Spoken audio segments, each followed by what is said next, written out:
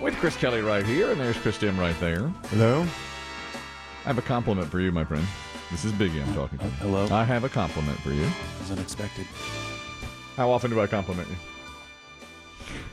How often? Come on. Rarely? Come on. No. Ever? No. Yeah, today. Now, Biggie was sick all last week. He had... That's not the compliment. If you're playing along at home. He had cellulitis, which when you hear it, you think, whatever. No, it's serious. He had fever, he had chills, he had a swelling in certain areas of his body. Still dealing with that. Still dealing with it. He's, what did I think when he texted the group and said, I won't be there on Monday? I turned to my wife. I said, Biggie, I'm not to see Biggie for 10 days. Oh, that's right. All right, fine. Yes. Couldn't even muster the, I hope you get well. All right. That came 3 days later with fakery. Biggie said after a week of real difficulty, he emailed a few of us, oddly not Chris Demm, but he said, I'm making some major changes in my life. I'm having to eat healthy now, and I really need to get my life in order.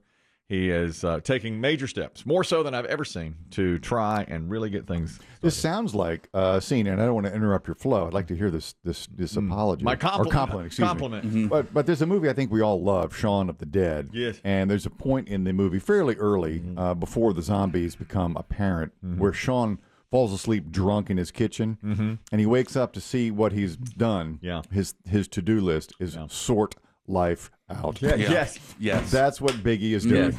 So, that was the title of his email, Sort Life Out. And he went into some detail of, here's what I'm doing. This must be quite a missive he wrote. He did. It was great. It's a mission statement. I loved it. My wife said, what are you reading? I said, this thing from Biggie. He's talking about, changing his life. And she goes, oh, that's so wonderful for him. And I said, I've heard it before. That's why I didn't include Chris Demm. That's not the compliment. That is not the compliment. That's why I skipped Chris Demm. Well, I offered Biggie candy yesterday, and Not knowing. he, like a vampire, he hissed at me like I was coming at him with a crucifix. I'm going to have to be that way for a while with everybody. No, I liked it. I loved it, too. I didn't know. Well, and I said, how cold-hearted of you to offer him candy after that email. Kristen's like, I didn't get the email. What email? What are you talking about? I'm out in the dark here. You're really, So anyhow, Biggie's making some major changes in his life, and I said to my wife, well, we'll see. I'll take full stock of that, and we'll see how it goes. And today, now, one of my jobs is to go down and turn on the cameras every day. And I get to see Biggie on camera without him knowing that I'm looking at him. It's your favorite thing. Oh, yeah. A voyeur. Yeah. I do that. With me, which is weird. I do that. I did it with B.B. Shea last week, too. I really got in on him. Oh, I'm sure you did. Stared at him like, what's going on with his... Oh, he's got a little facial hair going. That's kind of thing. Really stared at him. So most times I'll look at Biggie and go, look at this. My God, what a display. Sitting and staring Biggie is at the screen and all this kind of stuff. He's working away. I want to make sure, too, he's not loafing. No. Right. Today, when I looked at you, I thought he has a better look about him today. He has like just after 2 or 3 days of really getting into this, I thought, oh, Biggie looks better today. Fresh and with more energy. That's what I thought when I saw. I mean, I looked at you for a while, just stared at you. Yeah. Sometimes I'll wave, but you never just know. to make sure. Yeah, you just want to make sure. Yeah. See, like how when you're a kid, you think they can see you through the TV. Of course, they can't. Yeah. But I thought you looked very good today when I was watching it. Yes. So that's my compliment for you. Thank you. Of course. Then here's the other 2 things we have to keep both very, very secret. I also have a gift for you. God darn. This is incredible.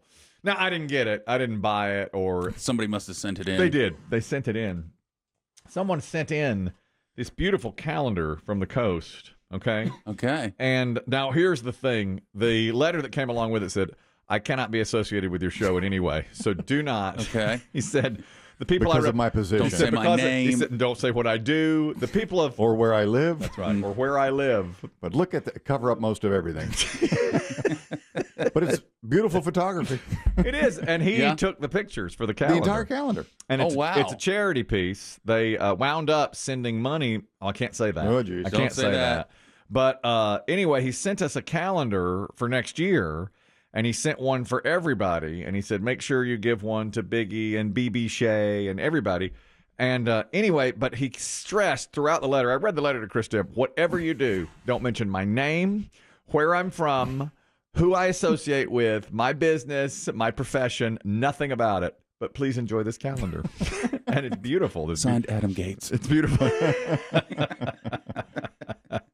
It's great. It's a beautiful Florida coastline. Isn't Yeah, it he's got a great eye. It's a great photography. And You know me, I love beach scenes. Yeah. And they lend themselves to sunrises and sunsets. It's spectacular. it is. So you have a new calendar. And I commented to Chris Demm, our former colleague Craig. This would do him for 35 years. That's Craig, right. He used to do something called the Gregorian calendar. And that was... Chris Demm went into his office one day, and the calendar was 7 or 8 years old. And Chris Demm said, that calendar's from 2015. That's right, the days line up. So that was, he beat Big Calendar. He beat him back. He only had to buy 6 calendars. Yeah. He's got them forever. Should have been a red flag. He's not with us anymore. But Yeah.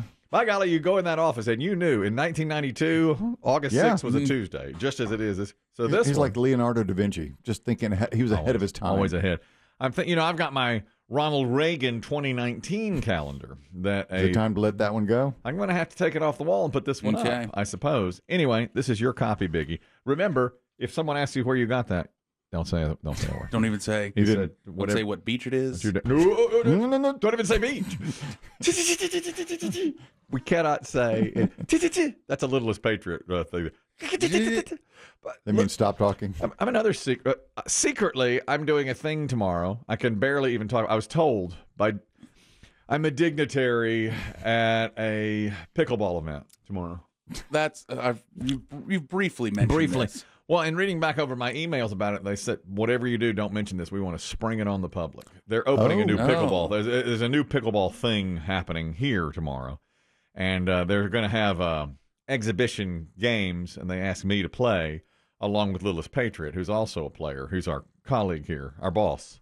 And You get to do the too short motion. Oh yeah. Well, Finally. that's right. I don't want to jump the grid, but I know we have this coming later. Oh, but the pickleball. There's some pickleball video God out now. almighty. I mean, It's unbelievable. I saw it yesterday for the first time. it's like nothing I've seen. Pickleball fight on court. It's incredible. I don't know if it's a fight. Yeah, you're right. It was a one-way fight. It's a takedown, man. Yeah. Wow, that was something, wasn't it? Yeah, that may be the most unexpected video of the year so far for me. And I know we're getting close to the end. I agree. That went in a whole direction I did not expect. I did. Chris Demm said to me yesterday, he showed me this video yesterday. We have it later on the grid, and we have actual audio from it. But Chris Demm said, you want to see the pickleball video of the year. Now, what I expected was a rally that took 3 minutes. You see those sometimes. They'll Incredible shot take making forever. or whatever. And somebody somehow saves the point numerous times. It's not that at all. It's really quite something. Well, Littlest Patriot, this is an event that's happening tomorrow. Now, I got an email about this 6 weeks ago. We're doing something. It's a big deal. It's coming up. This date. It's announced tomorrow. Can you do it? I said, sure. Okay, Littlest Patriot included on the email. He says, let me check he writes back to everyone, let me check my calendar. Okay. A couple of days later, he's like, okay, I'm in. It's at, 10:30 on the date that turns out now to be tomorrow. All right, here's what's happening. We want you to say a few words. We want you to draw a couple of raffle tickets. You're going to play in an exhibition match against 2 people who are good players. Say a few words. Yeah, man. I've been asked to You say got remarks?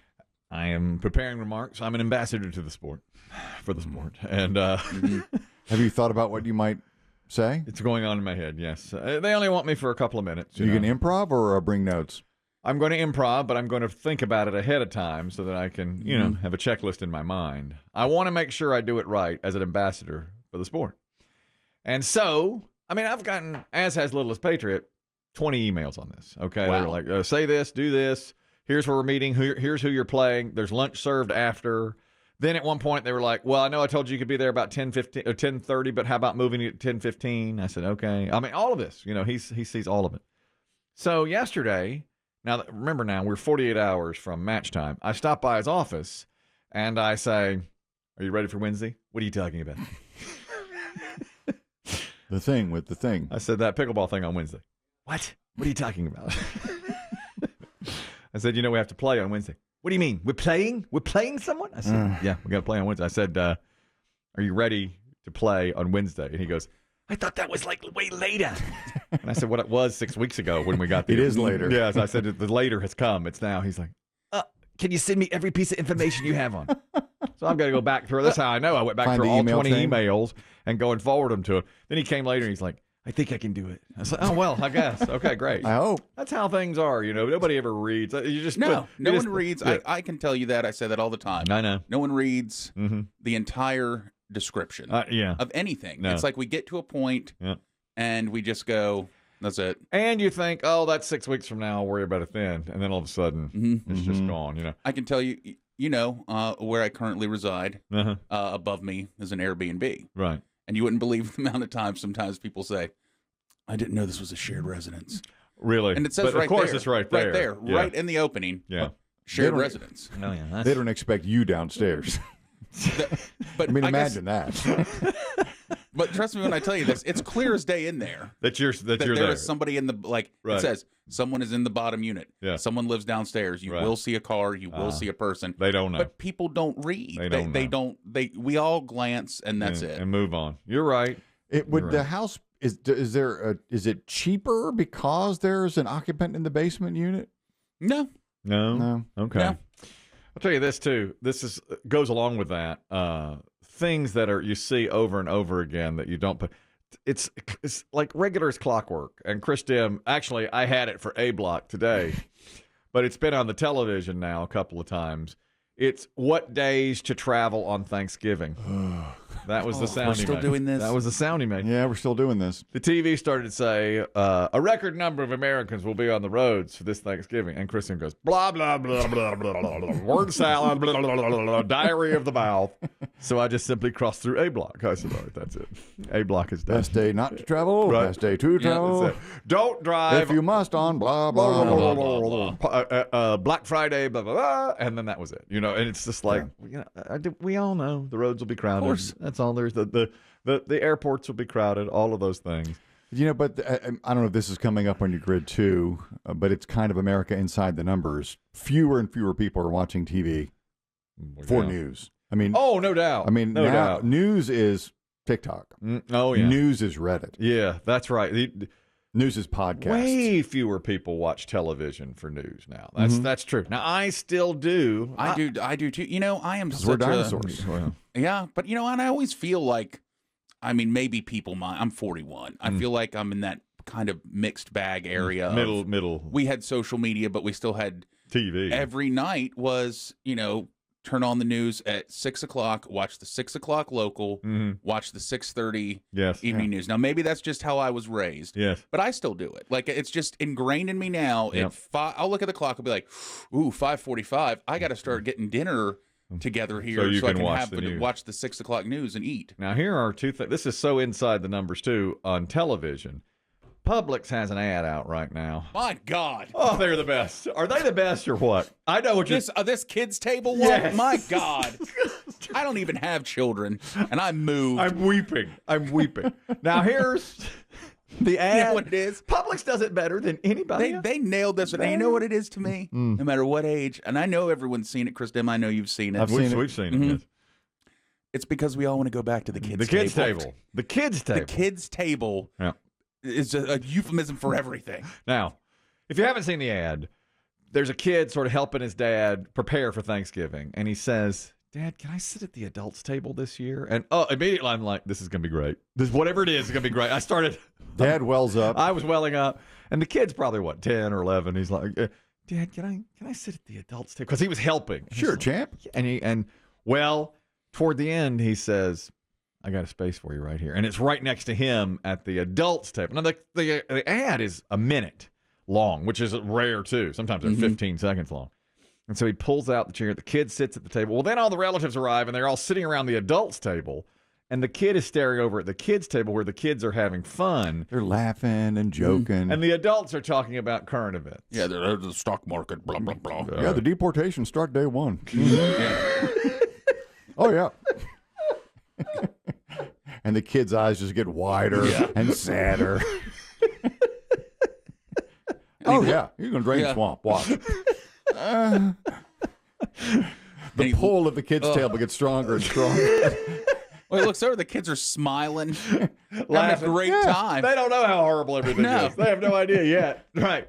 So what I love about it is the kid doesn't say, "Can I go to the kids' table?" Dad looks down and says, He senses it. He senses it. And Dad says, "Why don't you go over and keep an eye on the kids for me?" Oh, and the kid goes over, and then they just share a smile like, "I know what you just did." Yeah.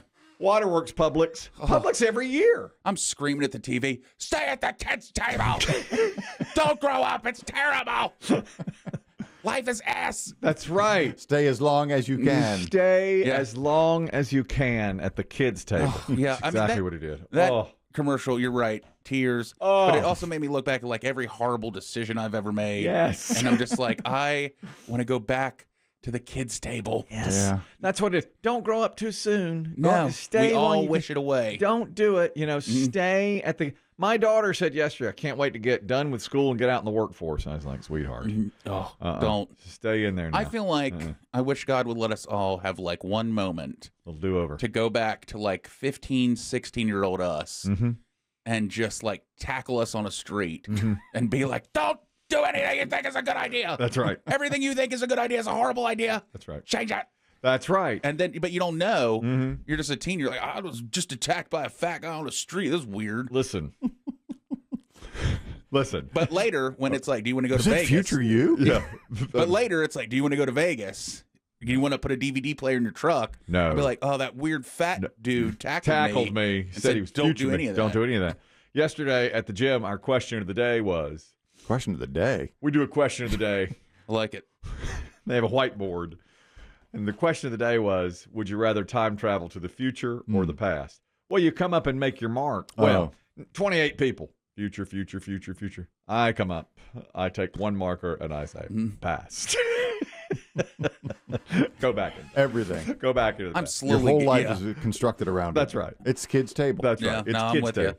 God, that Publix ad is so good.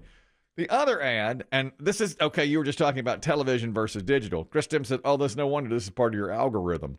I got a pubic hair groomer from Gillette in my algorithm. Yeah, I heard the tail end of this come spilling out of your headphones. Every single time I turn on any device, it's this. Guys, it's time to stop treating your groins like junk. Introducing the new Intimate Pubic Hair Trimmer from Gillette. It's not junk, so treat it right with a gentle and easy shave from America's #1 trusted men's grooming brand. Respect your pubic region with Gillette Intimate. Respect your pubic region. For dudes. With Gillette Intimate. Yeah, it's a guy walking around, shaving his pubes. And, that's something. I own 2 of them. I want to go back to the kids' table. Take me back to the kids' table, please. Yeah, me too. I have 2 of them. But they break. Because I shave my body. Christmas hair. is coming. I shave my, so there. Stocking stuffer. Clearly, that's what they're angling at, is for me to buy one of these Gillette pubic hair groomers, because it is in every time I open any app or anything, there it is, And Chris Demm saying, "Yeah, that's your algorithm. You think about your pubes a lot. You must be talking about your everything pubes. you click, everything you look at, it knows." You know what I saw? It really does. I saw this yesterday. This is about growing up. That kid, it's Jaleel White, who played Steve Urkel on Family Matters, now hosts a game show. I just saw that advertised too. Whatever game show it's called Growing. He's got a new memoir coming out called Growing Up Urkel, and he writes in his book. He reveals all the behind-the-scenes stuff about being a child actor, and he became a huge star on that show. He was always just supposed to be a side character, but he became like the star of the show. You probably watched that. God, yes, loved it. In season 8, he says that he was mature by this point. He had reached. Yeah, he was a young man. Yeah, but they he still was. dressed him as that little nerdy boy. And he still had to talk like this. Right. Well, first of all, he says his voice. He had real problems with his throat and his voice because he still had to do the voice. And in season 8, one of the producers and the director came to him and said, "We got to lose the suspenders and we got to lower his pants. He's getting an uncomfortable bulge." Oh. He's like, the audience is uncomfortable watching it. There's a bulge in his pants. Yeah, now. Urkel shouldn't have a sag visible. Yeah. What do they call that? They had it it was like the babysitter. What do they have a name for that? Babysitter shows or? Oh yeah, that's that right. That Friday night was a TGIF show. TGIF. Oh yeah, it was a Friday night show. So Urkel now is like 16, and they're like, yeah, get rid of it. He's got a bulge. We got to get rid of that. Those are his car keys. They're not. I wonder if that's when they started making him. For a while there, they tried to do it was like Urkel or something, or Stefan, Stefan, like super suave. Yeah, exactly. And I think that must be where they were like, we gotta figure out a way to change this character some so he's more mature. Those are the two big breakthroughs in his book. I'm trying to think. Literally, the kid grew up in the public eye. Yeah. But I don't remember him being part of any major scandal or anything. I think he's really handled things very well. Yeah, he did fine. Yeah, he's always impressed me. Yeah. Mm-hmm. Because I thought of him as that nerdy character, but really he was like very savvy when it came to the business world, and he came out of being a child actor very well. Now he's hosting that game show. But he said physically painful to keep speaking in Urkel's high tones. Ooh. And his bulge had to be freed because otherwise they said we can't have little kids looking into this. Well, because they made him walk so with that's right. Pushed out. Yeah. That's right. He pushed out his hips, and one of the director finally said, "I can see it." Skull and bones. Get rid of him.